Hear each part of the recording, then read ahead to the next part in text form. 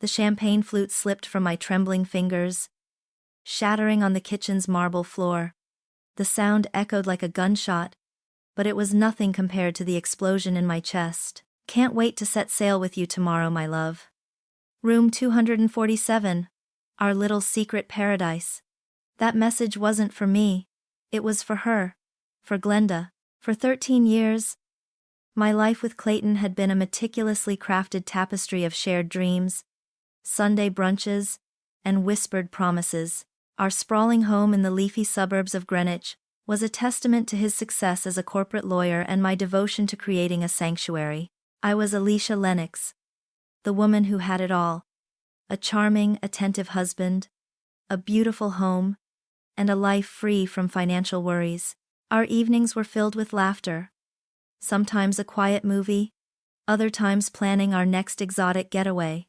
Clayton often called me his anchor, the steady force in his ambitious world. And I believed him. I believed in us.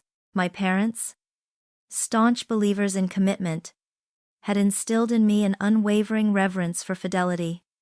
I'd always viewed loyalty as the bedrock of any meaningful relationship, having witnessed the quiet devastation of friends whose trust had been carelessly broken.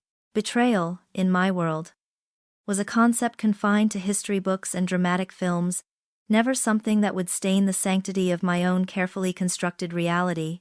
Then, a flicker of light on the kitchen counter, a notification on Clayton's phone, interrupted the serene hum of my perfect Tuesday afternoon.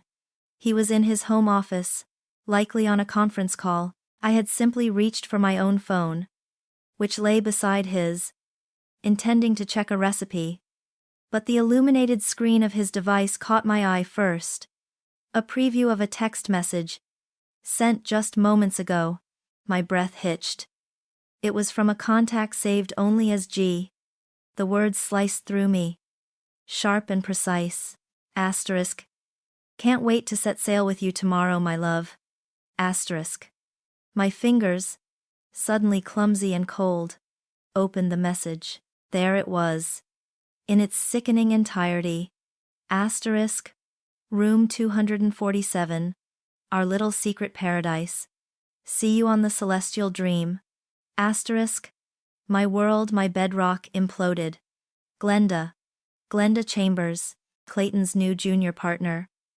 The woman he'd introduced to me barely 3 months ago at the firm's annual gala. All saccharine smiles and feigned admiration, the marble floor was cold against my bare feet. Yet a searing heat raged inside me.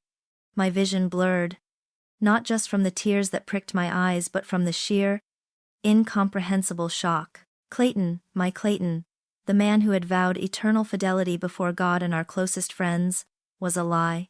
The perfect life I'd curated, the unwavering trust I'd placed in him, had been a fragile glass ornament, now shattered into a million irreparable pieces. Despair washed over me, a tidal wave threatening to drown me in its icy depths. Confusion warred with a primal scream trapped in my throat. How long? How could I have been so blind? The initial numbness gave way to a throbbing ache, then a burning, incandescent rage. It wasn't just the affair, it was the audacity, the secrecy, the planning of a romantic getaway, a cruel parody of our own cherished memories. Confrontation, a tearful scene where I demanded answers, seemed utterly inadequate.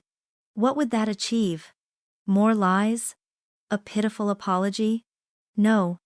This wasn't just about my pain, this was about their brazen disrespect, their shared betrayal. A cold, hard resolve began to crystallize within the wreckage of my emotions.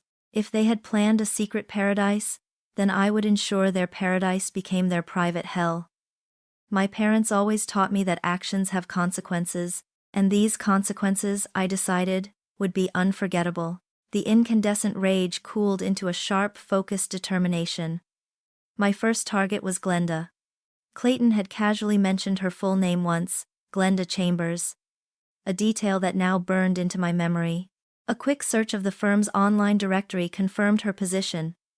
Her profile photo, a saccharine smile that now twisted my stomach. From there, a public database, a service I paid for with a trembling credit card, revealed her home address and, crucially, her husband's name, Dr. Alexander Chambers. My heart hammered against my ribs as I found his professional profile. He wasn't a doctor, as I'd initially assumed from the hospital Clayton mentioned in passing, but a renowned architect, specializing in structural integrity and visionary urban design. His online presence was professional, precise, hinting at a mind that dealt in logic and meticulously planned frameworks. Contacting him was the hardest part. The words I drafted and deleted were endless, each one feeling inadequate or overly dramatic. I opted for a carefully worded email, vague enough to avoid premature alarm but direct enough to convey the gravity of my request for a private meeting. 2 days later, Alexander Chambers sat across from me in a discreet corner booth of the Quietude Café, a place ironically named given the storm brewing within us. He was taller than I'd remembered from the gala, with a quiet intensity in his dark eyes that spoke of profound weariness, a weariness I instantly recognized. "Dr. Chambers," I began, my voice barely a whisper, "I believe our spouses are having an affair." He didn't flinch. His gaze held mine, steady and unnervingly calm. "I've had my suspicions, Mrs. Lennox," he replied, his voice a low, measured rumble, but nothing concrete until now. The relief that washed over me was unexpected, a painful echo of my own discovery. For the next hour, we laid out the fragments of our shattered lives. The suspicious late nights, the unexplained travel, the subtle shifts in affection. My raw, emotional recounting of Clayton's text contrasted sharply with Alexander's almost clinical dissection of Glenda's evasiveness. He spoke of patterns, of anomalies in their routine, approaching the betrayal as if it were a structural flaw he needed to identify and rectify. It was in that quiet cafe, amidst the clinking of porcelain and the hushed conversations of strangers, that an unspoken understanding solidified between us. We were two shipwrecked souls, adrift in a sea of deceit, and the idea of lashing our fates together, even for a temporary voyage of retribution, seemed less like a desperate act, and more like a logical next step. His background in architecture, in building and deconstructing, offered a different perspective. My initial instinct was pure, unadulterated fury. His was to methodically dismantle the falsehoods, brick by painful brick. Together, we had a chance to rebuild something, even if it was just our dignity. 2 days later, the quietude of the cafe had given way to the calculated energy of Alexander's penthouse office, where the real building of our lives, or at least the deconstruction of theirs, began. Sunlight streamed through floor-to-ceiling windows, illuminating architectural models and intricate blueprints, fitting backdrops for the audacious scheme we were about to hatch. Alexander, ever the pragmatist, had already secured a copy of the Times, Celestial Dream Times cruise itinerary from a travel agent, a subtle detail he'd extracted by posing as a potential client interested in the same dates.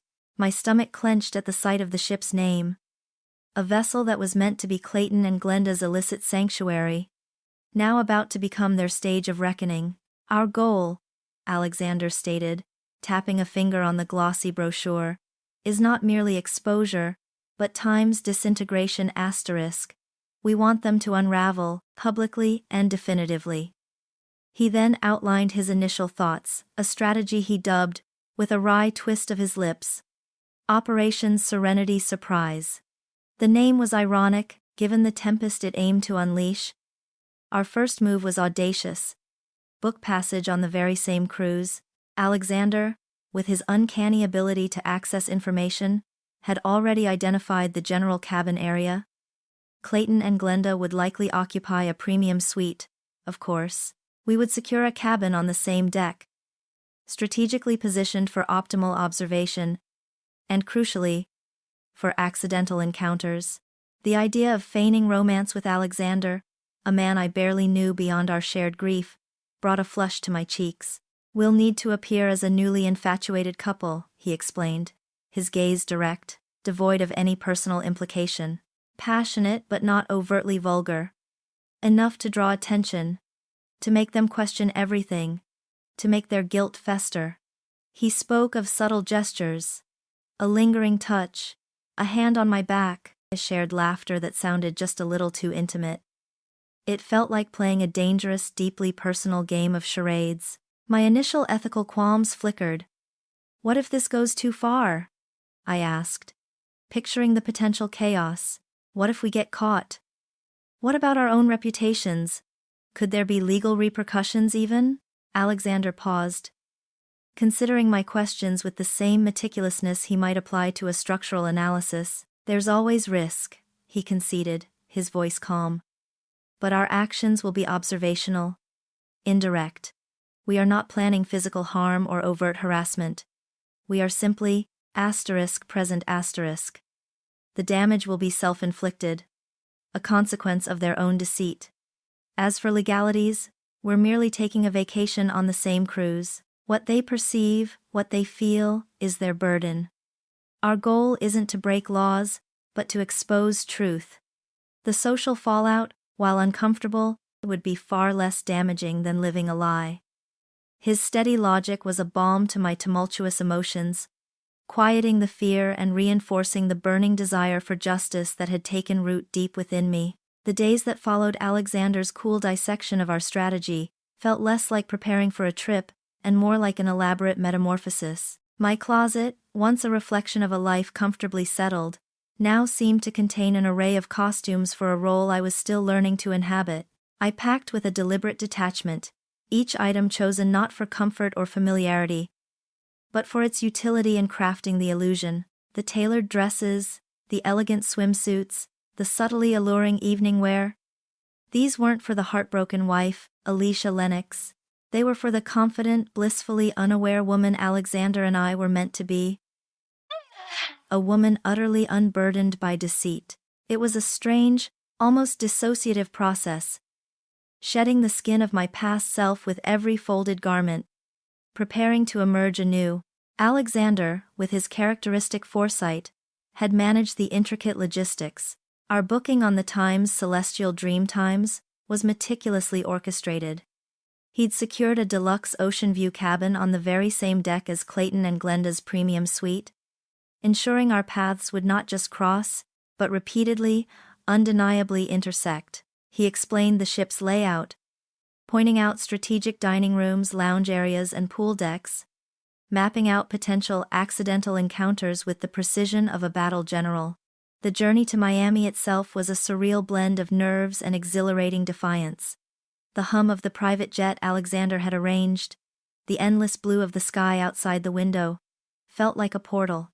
I watched the world shrink beneath us, a vast landscape of ordinary lives, and wondered if I was truly leaving mine behind for good. A knot of apprehension tightened in my stomach at the thought of seeing Clayton again, of embodying this elaborate lie. But it was quickly overshadowed by a potent rush of purpose. This wasn't merely a trip. It was a pilgrimage of retribution. We landed in Miami under a sky blazing with a tangerine sunset, the air thick and warm with the promise of tropical nights. Our hotel, the iconic Fontainebleau, shimmered like a jewel against the darkening horizon. Checking in, under the guise of Mr. and Mrs. Chambers, felt like the first official step across the threshold into our new temporary reality. As we ascended to our suite, the city lights sparkled below, mirroring the nervous energy that now thrummed through my veins. The opulent room, with its sweeping ocean views, offered a stark contrast to the quiet devastation that had brought us here. Later that evening, as the last vestiges of twilight painted the sky in shades of bruised purple and deep indigo, Alexander and I stood on our balcony, the salty air carrying the distant murmur of the ocean. He turned to me, his dark eyes reflecting the nascent city lights. "Are you ready, Alicia?"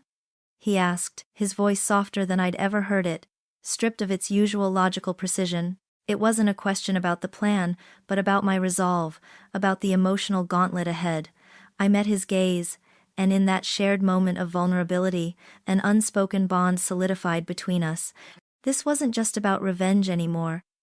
It was about navigating uncharted waters, together.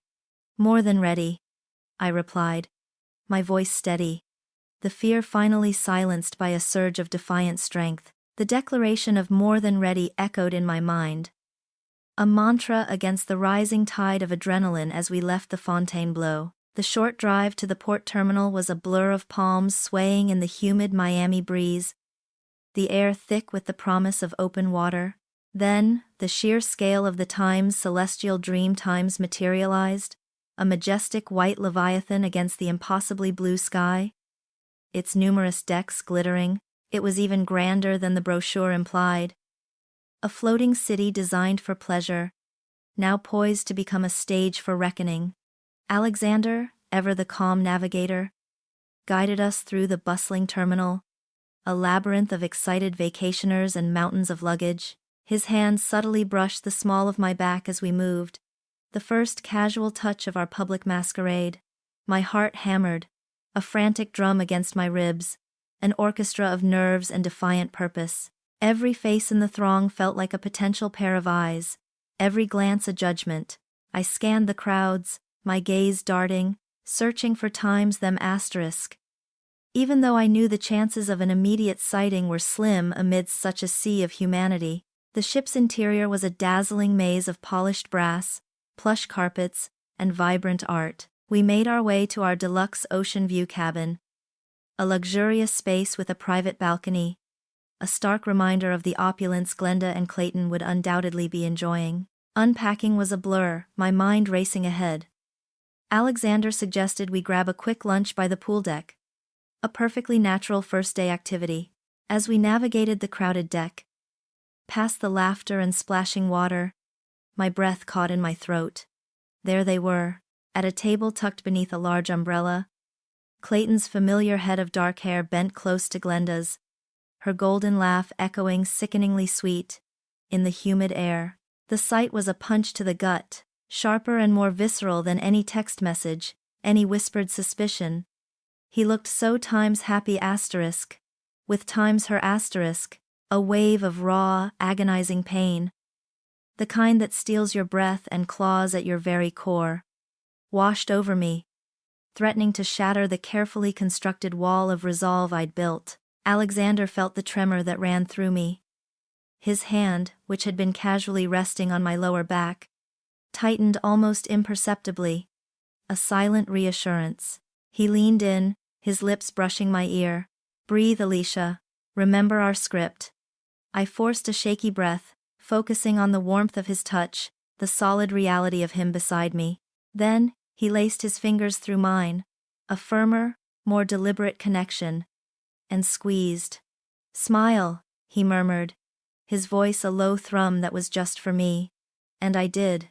A brittle, dazzling smile that felt alien on my face, directed at no one in particular, but designed for their peripheral vision. Clayton, mid-laugh, froze. Glenda, her smile still plastered on, followed his gaze. Their eyes, wide with disbelief and dawning horror, landed on us. For a fleeting second, their private world imploded, their faces, flushed with sun and stolen pleasure, drained of color. The discomfort was immediate, palpable. A silent scream across the bustling deck. Alexander tightened his grip on my hand, pulling me closer, his arm sliding around my waist in an undeniably intimate gesture. He leaned down, whispering something I couldn't quite hear, and I threw my head back, laughing, a genuine, if slightly hysterical sound. We weren't just present, we were undeniable. The evening brought the first formal dinner, an event Alexander had predicted they wouldn't miss. We dressed meticulously, me in a sapphire gown that shimmered like the ocean, Alexander in a perfectly tailored dark suit. Our entrance into the ship's grand main dining room was carefully timed. The maitre d' led us to a coveted table by a panoramic window, offering breathtaking views of the moonlit sea. It wasn't long before I felt a familiar prickle at the back of my neck. Across the opulent room, near a potted palm, sat Clayton and Glenda, their expressions a strained mixture of confusion and forced nonchalance. Glenda, in a bright crimson dress, looked nervous, constantly adjusting her napkin. Clayton, usually so self-assured, kept glancing our way, his fork hovering uncertainly over his plate. Alexander caught my eye, a subtle lift of his brow, a silent acknowledgement of our success. We maintained our facade. A picture of blissful infatuation, sharing appetizers, Alexander pouring wine with an easy grace, his knee occasionally brushing mine under the table. We spoke in hushed, intimate tones, our laughter echoing just loud enough to carry across the room. Every sip of wine, every shared glance, was a calculated performance, designed to be seen, to be absorbed. The air between our tables was thick with unacknowledged tension. A silent battle waged over linen tablecloths and flickering candlelight. Their dinner, I observed, was being eaten in strained silence. The magic of their illicit getaway, already beginning to curdle into something sour and indigestible. The next evening brought a different kind of dazzle to the Time's celestial dream asterisk. The captain's formal ball. The ship's grand ballroom, usually a quiet lounge, was transformed into a glittering spectacle of chandeliers, polished dance floors, and couples adorned in their finest. Alexander, a vision in a classic tuxedo, met me at our cabin door. He offered his arm, a gesture that was quickly becoming less an act and more a natural reflex. The sapphire gown I wore shimmered with every step, a deliberate choice to embody the confident, radiant woman I was pretending to be.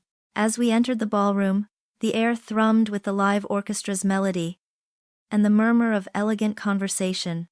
Our eyes, almost instinctively, found them. Across the room, near a velvet-roped section, stood Clayton and Glenda. Clayton, stiff in his suit, his usual charm replaced by a nervous tension. Glenda, in a sequined silver dress, clutched a glass of champagne, her gaze darting, clearly uncomfortable. They were watching us. The moment Alexander led me onto the dance floor, a slow, romantic waltz swelling around us, I felt their eyes like a physical weight. Alexander's hand was firm on my waist, his other clasping mine.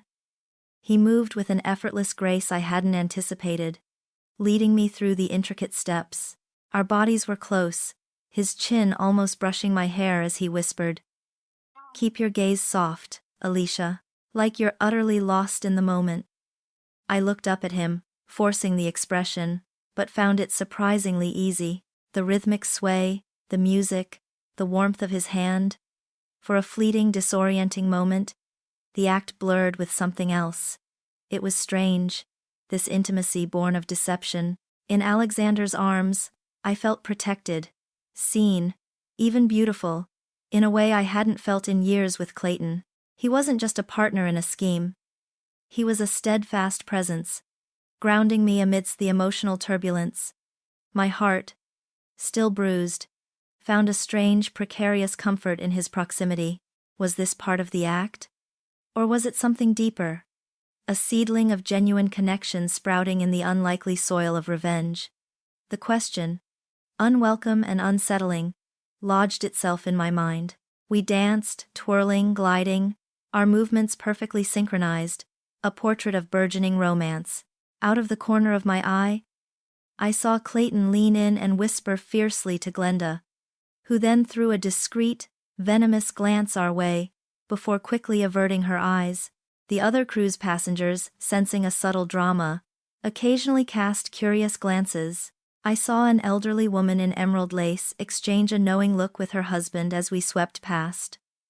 A faint smile playing on her lips, it added another layer to our performance, a public testament to our fabricated happiness, and, by extension, to their growing misery. This wasn't just for Clayton and Glenda, it was for the entire audience of casual observers, turning their secret betrayal into a public spectacle of their own discomfort. As the song ended, Alexander gracefully guided me off the dance floor. Just as we neared the edge, Glenda, pulling Clayton along, seemed to accidentally block our path. Her smile was tight, a brittle mask. "Alicia? And Alexander, isn't it?" she chirped, feigning surprise. "What a coincidence. So lovely to see you both enjoying the cruise." Clayton stood stiffly beside her, avoiding my gaze, his face a canvas of conflicting emotions. I turned, my smile wide and utterly guileless. Glenda! And Clayton! What a delightful surprise! We had no idea you'd be on this particular sailing. I squeezed Alexander's arm affectionately, leaning into him. Alexander and I continued, letting my gaze sweep over Clayton, a flicker of challenge in my eyes, decided on a rather spontaneous getaway. We've just been so swept up in everything. Alexander, playing his part perfectly, squeezed my hand. Indeed. It's been an absolutely enchanting start to our holiday. A true breath of fresh air, wouldn't you say, my love? He directed the last two words at me, his eyes alight with a manufactured adoration that was chillingly convincing. Glenda's smile faltered, her grip tightening on Clayton's arm. Oh, spontaneous. How lovely. You both seem very happy. Her voice was strained, the question hanging unspoken in the air. Asterisk. How could you be happy?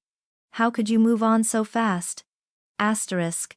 Oh, we are, I replied, my tone light, almost dismissive. Life has a funny way of surprising you, doesn't it? Sometimes, the most unexpected turns lead to the most wonderful beginnings. I met Clayton's eyes then, for the first time since boarding. The shock, the hurt, the confusion, they were all there, raw and exposed. It's a beautiful cruise, isn't it? Alexander added smoothly, cutting off any further awkward questions. We're just so glad we chose it. It feels, right. His words, simple as they were laced with double meaning. A subtle dagger plunged into the heart of their illicit journey. With a final, radiant smile, Alexander gently guided me past them, leaving Clayton and Glenda frozen in our wake, their secret paradise already feeling more like a very public prison. The following morning, a subtle shift had occurred on the time's celestial dream asterisk, not in the ship's steady rhythm, but in the air around Clayton and Glenda.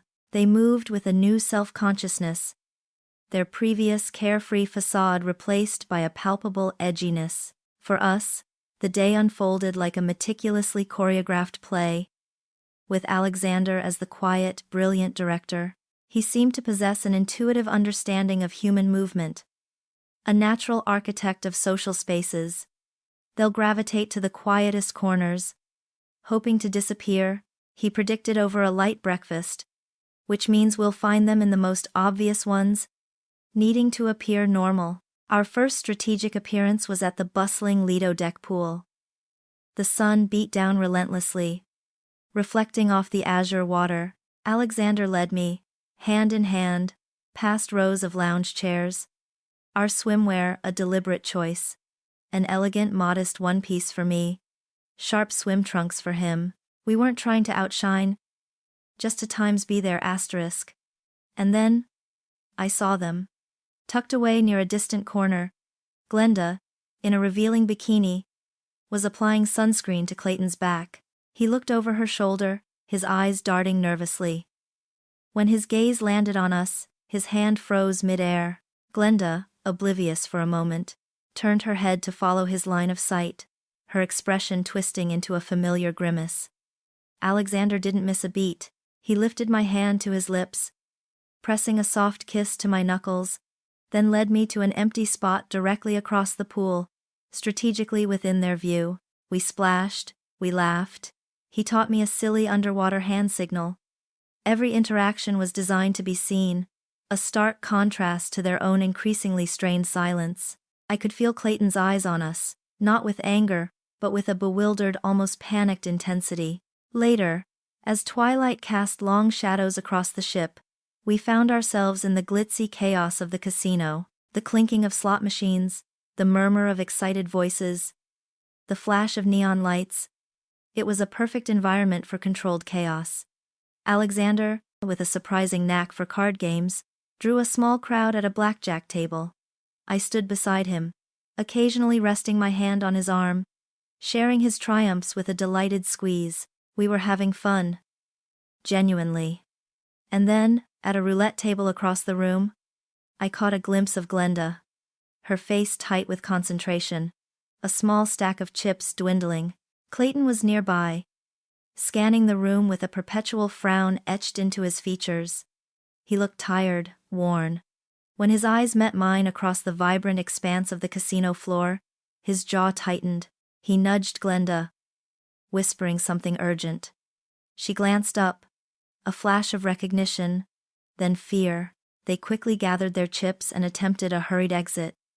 But Alexander, ever observant, had already placed his final bet. He caught my hand, our shared victorious shout echoing over the din, and then, as if an afterthought, began to weave through the crowd, towards the exit they were aiming for. "Oh, fancy meeting you two here," I chirped, my voice sweet and innocent, as we accidentally intersected their path near the lounge entrance.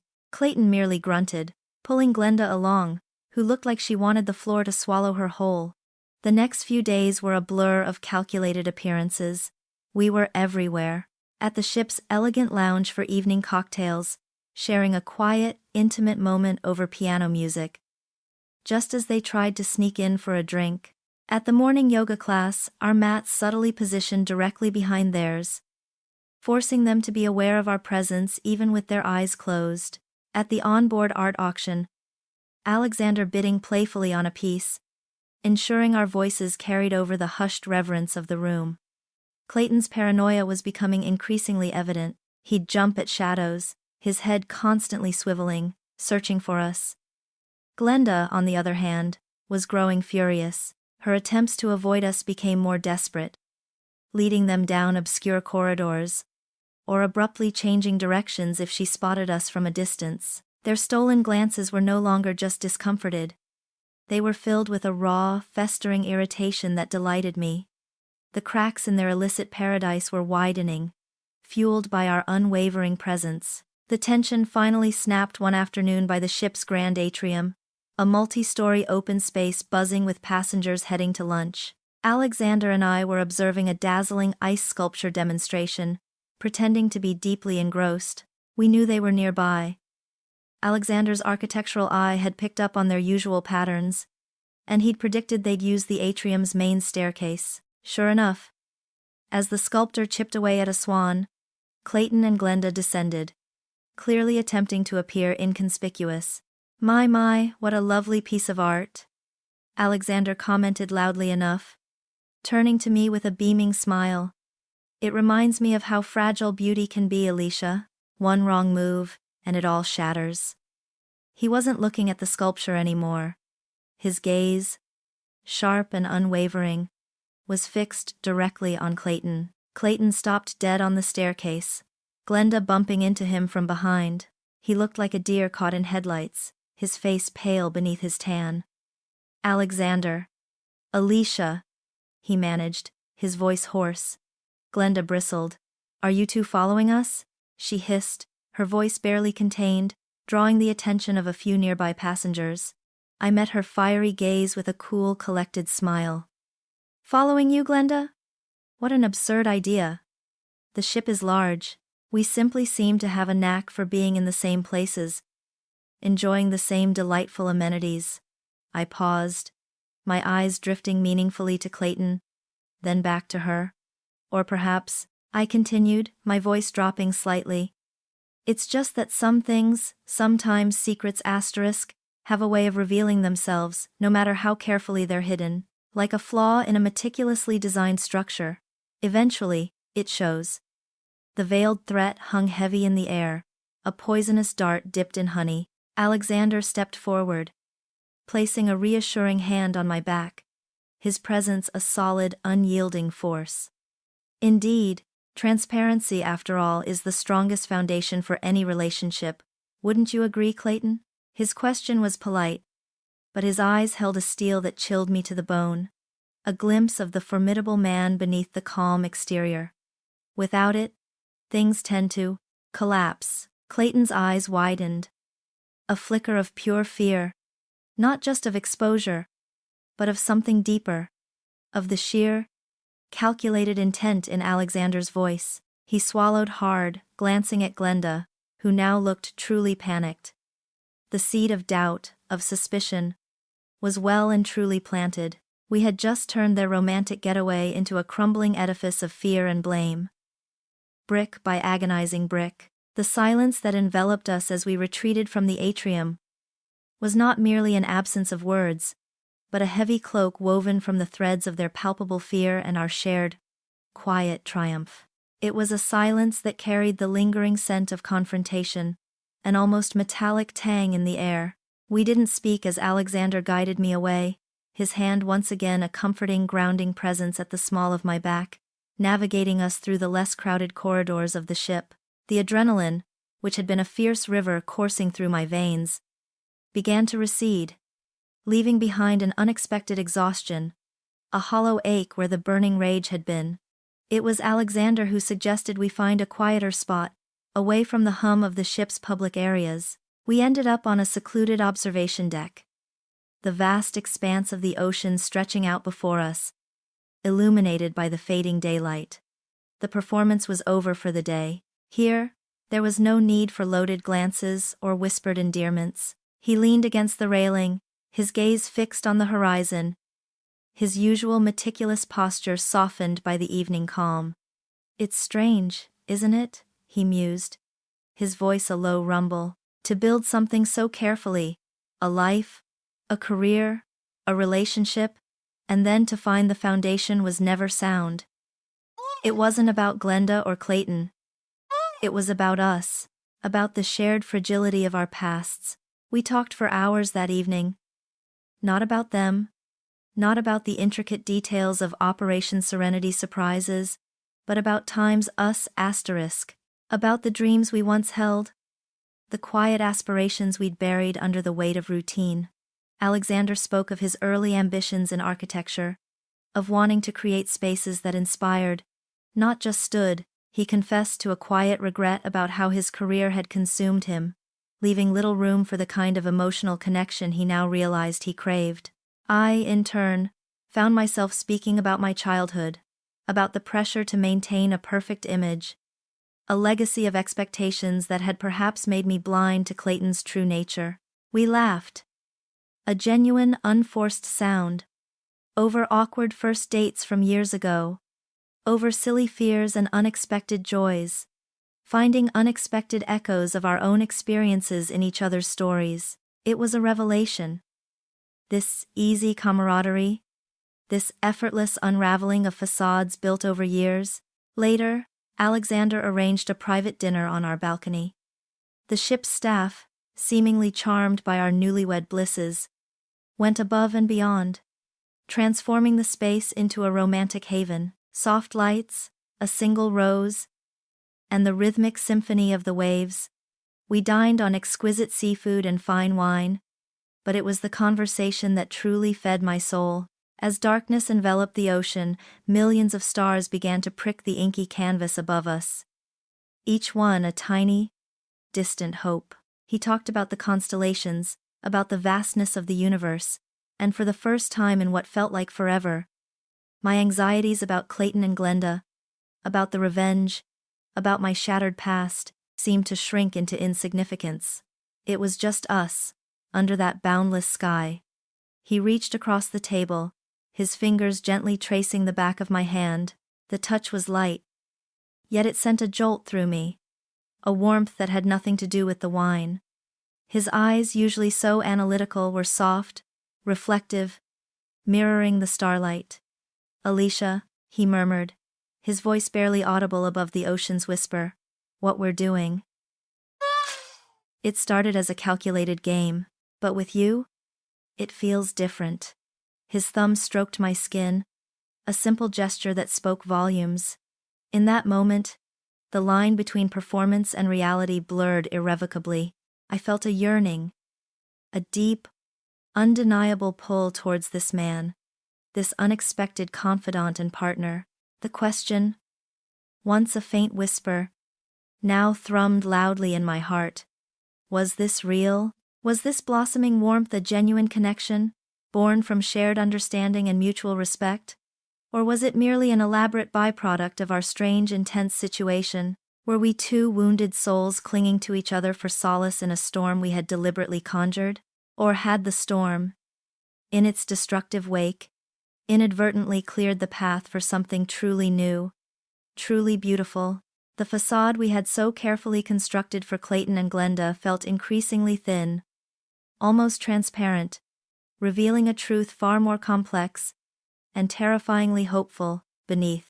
The dawn light, crisp and clean, sliced through the curtains of our cabin, a stark contrast to the soft starlight of the previous night. My internal debate about Alexander faded into a quiet hum, overshadowed by the very real thrum of the ship's engines as we neared our next port of call, Cozumel. The island materialized from the morning haze, a vibrant tapestry of emerald jungle, white sands, and turquoise waters. As the time's celestial dream times eased into its birth, the air filled with the excited chatter of disembarking passengers, a symphony of anticipation that, for us, carried an undertone of calculated strategy. Alexander, with his usual precise planning, had already mapped out our itinerary. Mayan ruins first, he stated over breakfast, gesturing to a brochure.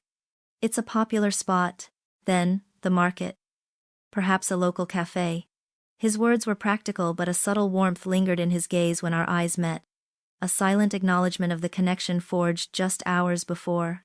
The facade was slipping, becoming a natural extension of our burgeoning reality. Stepping onto the sun-drenched pier of Cozumel was like entering a different world. The air was thick with the scent of tropical flowers and salt, alive with the calls of street vendors and the distant rhythm of mariachi music. We moved through the bustling crowds, my hand once again comfortably nestled in Alexander's. He pointed out vibrant stalls, colorful birds, and the cheerful chaos of the port, his commentary a blend of genuine interest and strategic observation. Our first destination, the ancient Mayan ruins, was a short bus ride inland. The sprawling archaeological site, with its majestic stone structures rising from the dense jungle, hummed with history and mystery. Alexander, with his architect's eye, was captivated by the intricate carvings and the sheer scale of the temples. I found a strange solace in the silence of these ancient stones, a reminder that empires rise and fall, and even the most seemingly unshakable foundations can crumble. And then, amidst a throng of camera-wielding tourists, I saw them. Clayton and Glenda, their backs to a crumbling pyramid, were posing for a selfie, their smiles as forced as the ones they'd been wearing since our arrival. They looked smaller here, almost insignificant against the vastness of the ruins, their stolen happiness overshadowed by a lingering air of unease. Alexander, sensing my gaze, subtly steered me closer, maintaining the illusion of a couple simply admiring the ancient wonders. We lingered for a moment, our whispers about the historical significance of the site just loud enough to carry, our hands intertwined. Clayton, turning to admire another structure, caught sight of us. His face, already flushed from the tropical heat, paled. Glenda, quickly following his startled gaze, let out a small, choked sound, her grip on his arm visibly tightening. They quickly averted their eyes, pretending to be engrossed in the crumbling stones, their hurried whispers betraying their agitation. We exchanged a knowing glance, a silent acknowledgement of our success, before gracefully moving on, leaving them to their increasingly uncomfortable private tour. Next, we wandered through the vibrant chaos of a local market, a kaleidoscope of handcrafted goods, exotic spices, and lively bartering. The smells of fresh fruit and sizzling street food filled the air. Alexander bought a small, intricately carved wooden bird, a whimsical gesture that surprised and delighted me. As we sipped cool agua frescas at a charming, brightly painted cafe tucked away from the main thoroughfare, I spotted them again. They were at a nearby stall, Glenda arguing with a vendor over the price of a trinket, her face pinched with frustration. Clayton stood a few steps back, his eyes restlessly scanning the crowd, his posture rigid. This time, Glenda saw me first. Her eyes narrowed, a flash of pure venom in their depths. She said something sharp to Clayton, then abruptly turned, pulling him away from the stall, almost dragging him through a narrow alley. It was a desperate attempt at evasion, and it confirmed her crumbling composure. Alexander's hand found mine under the table, a comforting squeeze. "Looks like their patience is wearing thin," he observed, a hint of satisfaction in his voice. The confrontation came moments later, not by our design, but by Glenda's desperate impulse. As Alexander excused himself to purchase a specific brand of local coffee he'd spotted, Glenda reappeared from the alley, alone, her silver sequin dress, so glamorous on the ship, now looked out of place, and a little desperate against the vibrant, informal backdrop of the market. She marched directly towards our table, her face a mask of barely controlled fury. "What do you want, Alicia?" she hissed, her voice low and tight, but laced with a raw edge that cut through the cheerful market sounds. She slammed her palm on the table, making the glasses jump. "Are you really going to stalk us throughout this entire trip? What kind of twisted game is this?" I met her gaze, my own expression cool and unyielding. The pain she sought to inflict was nothing compared to the pain she'd already caused. "Stalking, Glenda? Is that what you call a coincidence?" I took a slow sip of my drink, savoring the cool sweetness. "It seems we simply have a shared appreciation for the finer things in life, like luxury cruises and exotic destinations, and perhaps a shared appreciation for transparency." Her lips thinned into a venomous line. "Don't play innocent with me. You know exactly why you're here. And Alexander? That doctor? Don't tell me you two actually fell for each other. This is pathetic, Alicia. A desperate attempt to salvage your pride." She laughed, a short, sharp sound devoid of humor. "Clayton was bored with you, you know. He said you were predictable, safe." Glenda offered him excitement. The words were meant to wound, to twist the knife, and for a fleeting second, they did. The old pain, the familiar sting of betrayal flickered, but it no longer consumed me. I placed my glass down, my composure unshaken. "He said that, did he?" My voice was calm, almost conversational. Funny, because I seemed to recall him promising me forever. But then, some men are prone to telling different stories to different women, aren't they? And some women are content to believe them, no matter the cost. I leaned forward slightly, my voice dropping to a low, chilling whisper that was meant only for her. "You can call it pathetic, Glenda. But I call it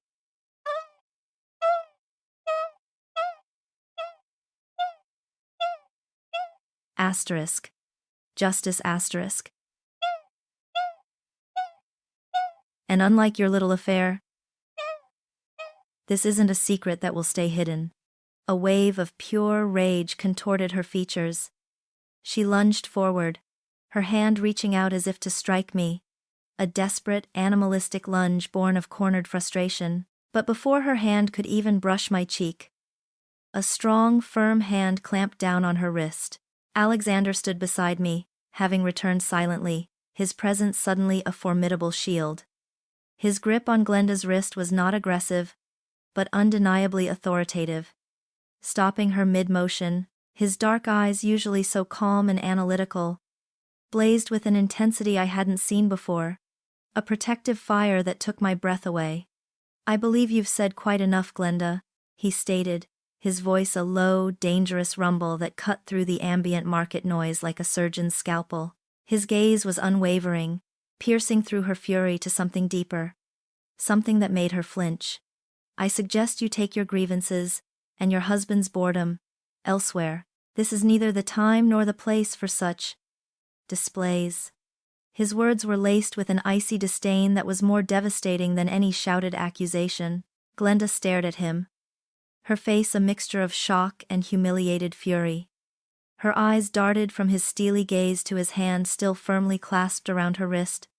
Then to me. She tried to pull away, but his grip was unyielding. The nearby vendors and cafe patrons, who had been subtly watching the tense exchange, now openly stared, their murmurs growing louder.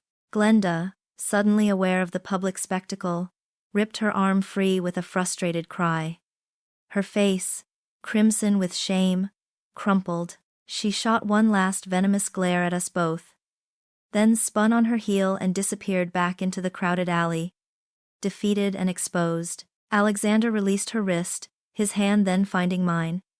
His thumb gently caressing my knuckles. The fierce blaze in his eyes softened as he looked at me. A silent question passing between us. My heart hammered. Not from fear, but from the sudden, overwhelming realization of what had just happened. He hadn't just intervened. He had times protected times me. Not as part of the act, but with a raw, instinctive force that was undeniably real. It was a surprising, profound moment, revealing a depth of care that startled me, and solidified the unspoken truth blooming between us in the heart of that bustling Cozumel market. The hum of the ship's engines was a comforting thrum as we left the vibrant chaos of Cozumel behind, but the air on board felt different. Charged with an invisible current, the collective sigh of relief I exhaled upon returning to our cabin was quickly replaced by a prickling awareness, a sense that the atmosphere had thickened, like before a storm. Clayton and Glenda, once a picture of carefree infidelity, were now specters of unease. I saw them, or rather, glimpsed them, in the periphery of my vision, at a distance. They no longer strolled hand in hand, but walked separately, often with several paces between them, their backs stiff, their gazes furtive. Clayton's head was perpetually swiveling, his eyes darting across the lounges and dining rooms, as if expecting us to materialize from thin air. Glenda, on the other hand, had developed a severe case of tunnel vision. Her shoulders hunched, her face drawn, trying to make herself invisible. Their whispered arguments, though unheard, were palpable. A dark energy seeping into the corners of their romantic escape. Other passengers, sensing the shift, offered them wider berth. Their once charmed existence on the ship visibly unraveling, turning them into agitated, isolated figures. The secret paradise had become a very public cage of their own making. Late that evening, a sharp knock echoed at our cabin door. My heart leapt into my throat, a sudden primal fear tightening my chest. It was them. I knew it instantly. Alexander, who had been reviewing a ship's entertainment schedule with casual indifference, merely raised an eyebrow. He rose from his armchair with a quiet grace, walking towards the door.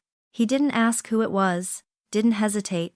Instead, he simply leaned in, his voice a low, decisive murmur meant only for me. Let them sweat. Our final act is on our terms, Alicia, not theirs. He then, with a subtle smirk that belied the seriousness of the situation, applied the deadbolt, adding another layer of security to our already locked door. The knocking continued for a few more moments, growing more insistent, then devolved into a frustrated thumping, before finally fading into a resentful silence. It was a small victory, a decisive refusal to engage, and it gave me a jolt of power I hadn't expected. We weren't hiding. We were simply denying them access, controlling the narrative, holding the keys to their unraveling. The following day, with the final port of call looming, Alexander and I spent hours meticulously preparing for the confrontation we knew was inevitable. This wasn't just about showing up, it was about presenting an unassailable case. We laid out the fragments of our evidence on the cabin's small table, the printouts of Clayton's damning texts, the timeline of suspicious events we'd both independently documented, the casual but precise notes Alexander had taken on their erratic behavior throughout the cruise.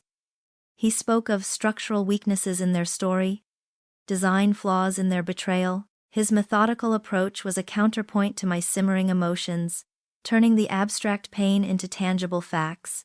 We need to ensure there are no loopholes, no room for denial, no plea for mercy that isn't instantly undermined by their own actions, he explained, his fingers tracing the incriminating words on the page. Our resolve was a shared, sharpened blade, poised for the final strike. As the sun dipped below the horizon on our last night at sea, casting long, bruised shadows across the ocean, I found myself alone on our balcony, the salty air cool against my skin. The journey had been a crucible, forging something new within me. When this whole twisted plan began, it was fueled by a singular, consuming desire for revenge. A desperate attempt to heal my shattered pride by inflicting a mirrored pain. I wanted Clayton and Glenda to hurt, to know the agony of betrayal, the humiliation of exposure.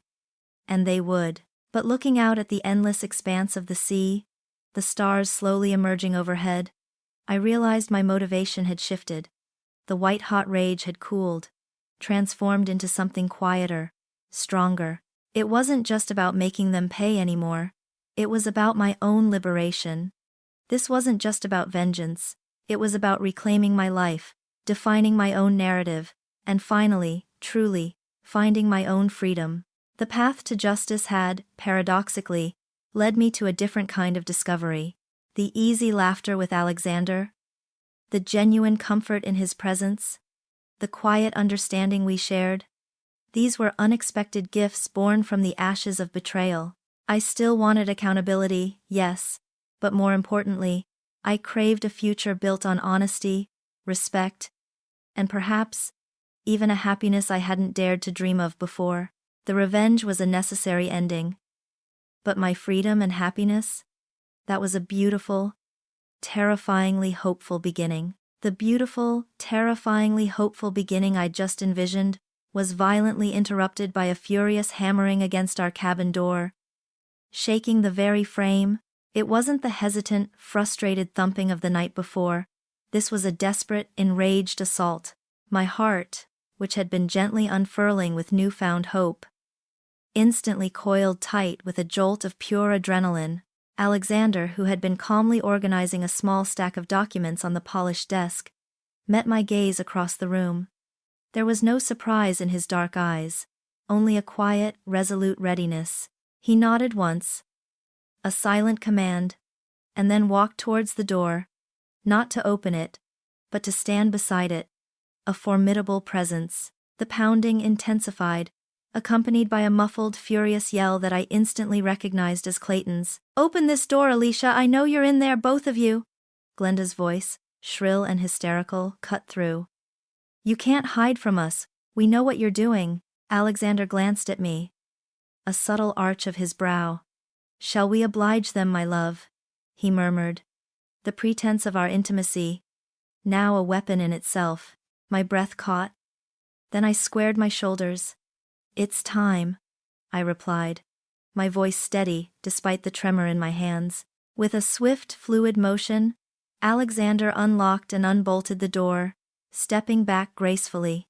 Clayton, his face a mask of scarlet fury and disheveled hair, stumbled forward into the cabin. Glenda right behind him, her silver dress crumpled, her eyes wide and wild. They looked utterly undone, their perfectly crafted illusions shattered, replaced by raw, unbridled desperation. "What is the meaning of this?" Clayton roared, his gaze sweeping from me to Alexander, then narrowing dangerously. This is harassment. What twisted game are you playing, Alicia? And you, Chambers, how could you conspire with my wife? Glenda pointed a trembling finger at me. You set us up. You manipulated us. Alexander merely inclined his head, a picture of calm authority amidst their storm. There's no manipulation, Glenda. Only consequences. Please, do come in. We have much to discuss. He gestured towards the two armchairs facing the small coffee table, where our meticulously prepared evidence lay in neat stacks. They hesitated, their eyes falling on the printouts, the organized papers, and a flicker of apprehension crossed their furious faces. Consequences? Clayton scoffed, though his voice lacked its former conviction. What consequences? We're simply two couples on a cruise. Are you?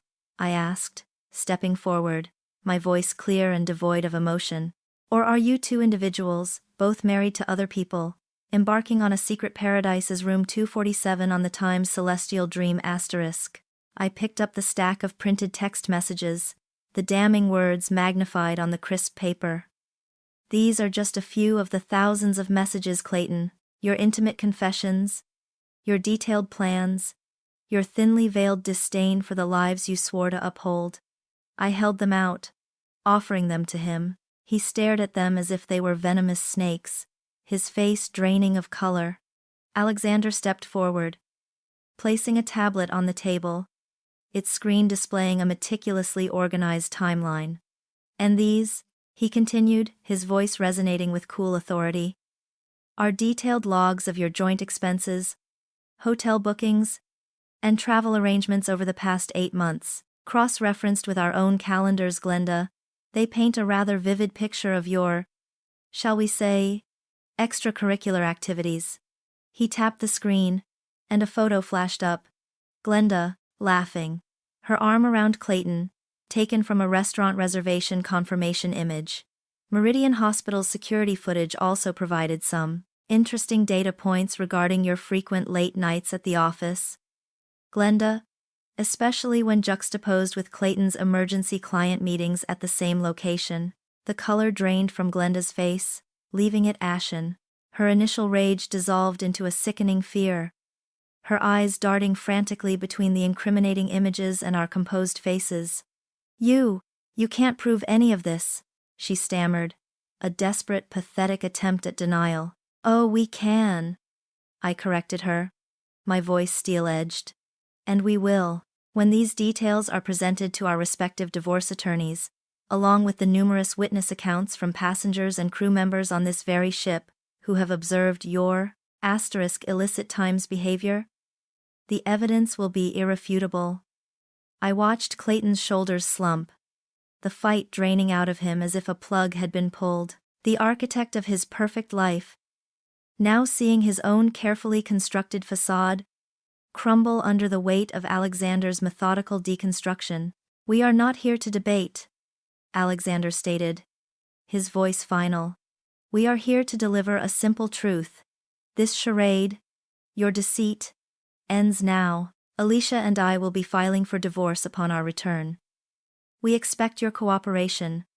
There will be no room for negotiation on terms of infidelity, no pretense of amicable separation. Your actions have forfeited that luxury."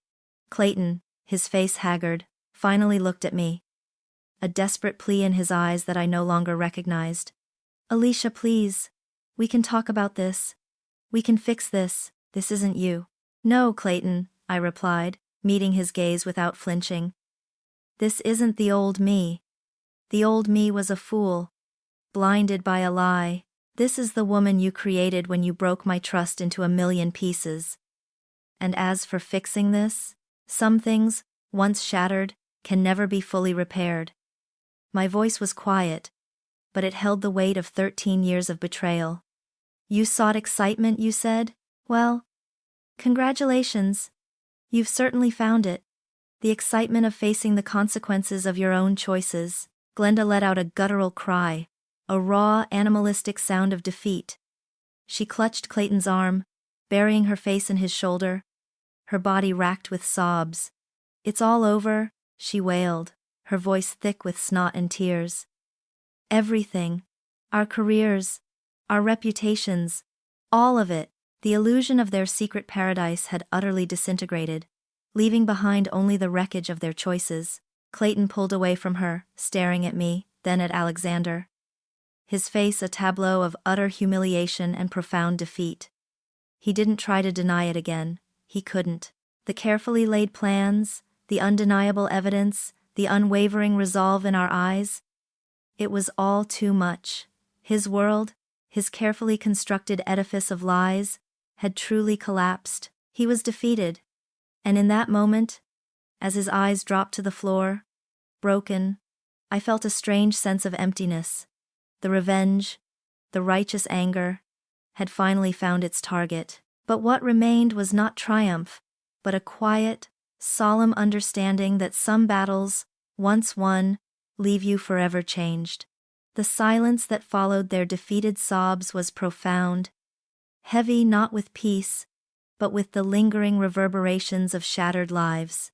Alexander gently took my arm, his touch a silent anchor, guiding me out of the cabin that had witnessed such a brutal truth.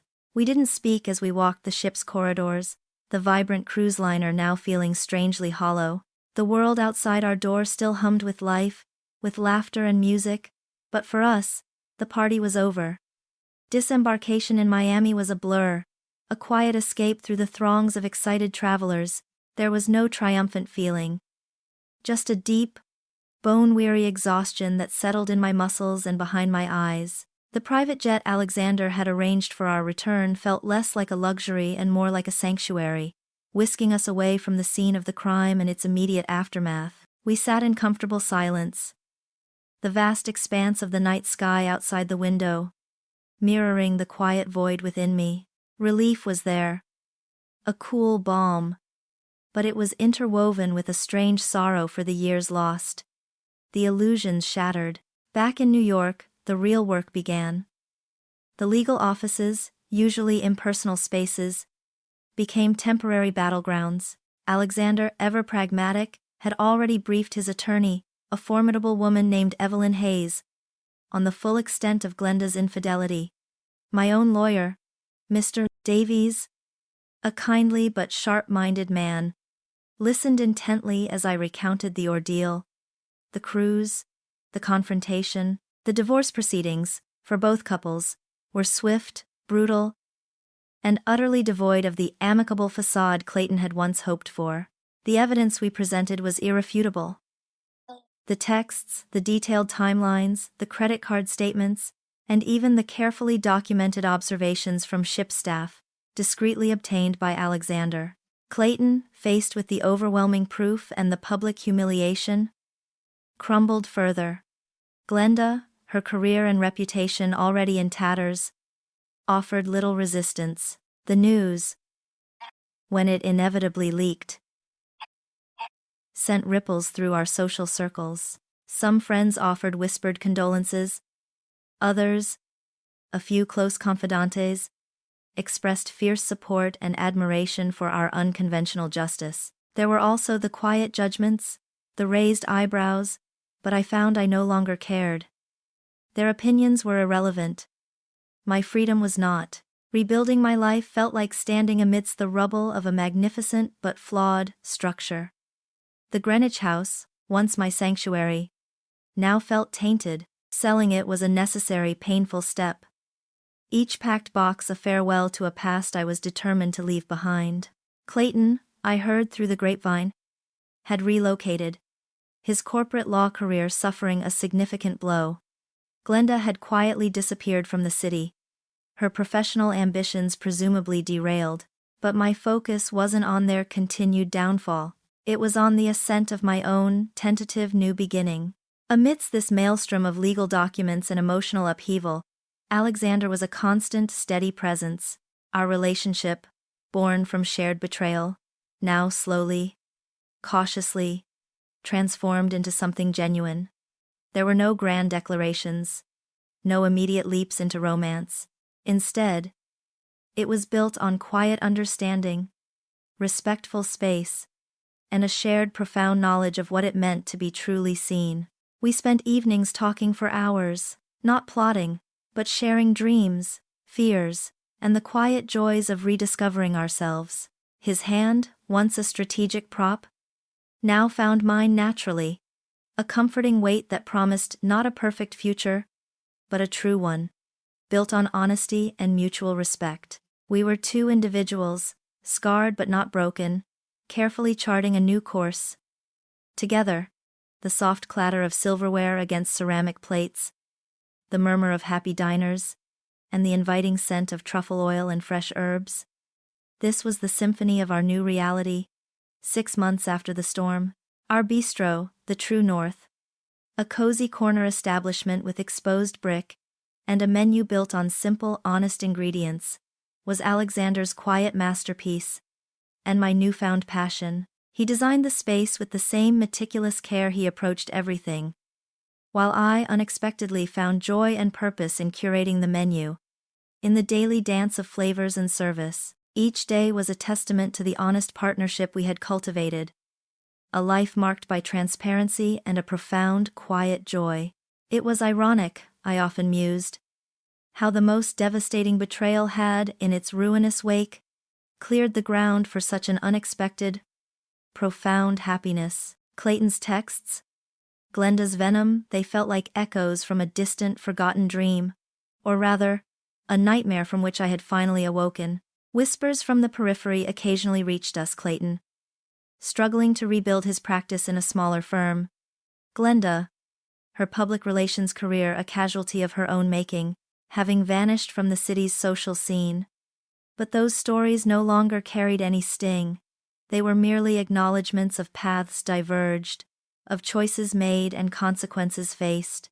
Tonight, as Alexander and I shared a quiet moment at a corner table, a warmth settled over me that had nothing to do with the flickering candlelight. He raised his glass, his dark eyes reflecting the soft glow, a gentle smile playing on his lips. "To new beginnings, Alicia," he murmured, his voice rich with contentment. I clinked my glass against his, the sound clear and resonant. Our journey had begun with a bitter taste of revenge, but it had culminated in something infinitely sweeter.